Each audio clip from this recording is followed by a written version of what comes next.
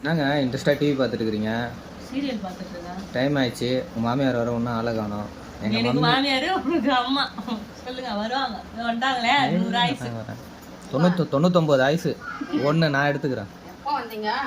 இப்போதான் மேல் வீட்டில் இருக்கிறோம். எப்போ வந்தீங்க எது வந்தீங்கன்றீங்க? பார்த்தே 2 நாள் ஆயிடுச்சுல. ஸ்வீட் கொடுத்தாங்க, நான் சாப்பிட்டு பார்த்தேன். சூப்பராக நல்லா இருந்தது சாப்பிட்றதுக்கு. நல்லா இருந்துச்சு. உங்க ஞாபகம் வந்ததா? சரி தான் எடுத்துன்னு வந்து கொடுக்கலாம், எடுத்துன்னு கொடுத்தேன். நான் சாப்பிடு நீ பாரு, சாப்பிட்றத கூட நம்மளுக்காக எடுத்துட்டு வந்திருக்காங்க பத்தியா? அதுதான் எங்க மம்மி.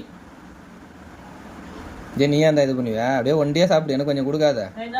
காட்டு, அப்படியே கிள்ளி நீ தான் கொடுக்கணும். அதை கூட நான் எடுத்துக்கூடாது. அப்பா என்ன இவ்வளோ ஸ்ட்ராங்காக இருக்குது, அப்படியே கொடு. பாசம் மம்மிக்கு. சூப்பரா இருக்கு, நல்லா இருக்கு. கொடுத்தாங்க, அதான் சாப்பிட்ட மனசுல எனக்கு. சரி உங்களுக்கு சாப்பிடுவீங்களா ஸ்வீட்டுன்னா, அதனால தான் எடுத்துன்னு வந்து கொடுத்தேன். சாப்பிடுங்க. ஏங்க நல்லாவா இருக்குது? நல்லாதாங்க இருக்கு. கெட்டு போயில்ல? ஒரு மாதிரி ஸ்மெல் வரல, கெட்டு போன மாதிரி. நல்லா தான் இருக்குது. சும்மா சொல்லின்னு இருப்பேன். நல்லா தான் இருக்கு. இது உன் வாய் தான் அந்த மாதிரி இருக்கும். காலையில பல்லு வளர்க்கணும் இல்லையா? எதை பார்த்தாலும் என்ன ஒன்று இருக்கேன். வீட்டுல செய்யறதே குறை சொல்லுவேன். இப்ப இது வேறையா? கெட்டு போயிருது, உங்களுக்கு தெரியல பொழுது. சாப்பிடுங்க. நாங்க எல்லா ஸ்வீட்டையும் காலி பண்றீங்க பொழுது நீங்களே. ஆமா, ஸ்வீட் சாப்பிட்டு நான் கடைக்கு போயிட்டு வரமா. சரி சாப்பிட்டே கடைக்கு போயிட்டு ஒரே என்ன வாங்கிட்டு வர போறாங்கன்னு தெரியல. கோச்சிங்னாங்களா என்னன்னு தெரியல அவங்க. ஏங்க உண்மையிலேயே சொல்லுங்க, நல்லாவா இருக்குது? மூளை கட்ட முட்டாளே.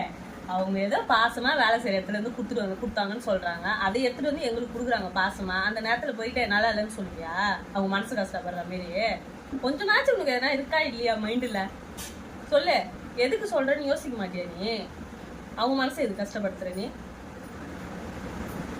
சாரிங்க, இந்த கல்லுக்குள்ளேயும் ஈரம் இருக்குன்னு எனக்கு இப்பதாங்க தெரியுது. ஆனா அத்தி பூக்கணும்னு சொல்லுவாங்க தெரியுமா? அது இப்பதாங்க தெரியுது எனக்கு. நார்மலாவே எனக்கு அத்தி பூக்கும்.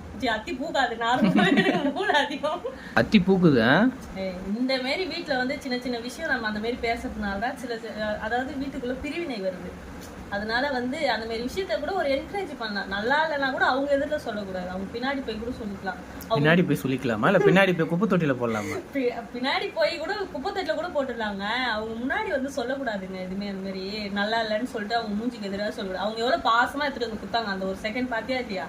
பாசமா எடுத்துட்டு வந்து குத்தத நல்லா இல்லைன்னா கூட வாங்கி அப்படியே வச்சுக்கிட்டு அப்புறமா கூட நல்லா இருக்குன்னு சொல்லிட்டு அப்புறமா போயிட்டு குப்பை தொட்டிலே அங்கே போட்டுடணும். நிறைவாகுதுல்ல அந்த. அதனால உண்மையிலேயே நல்ல மனசுங்க. எங்க அப்பா அப்படி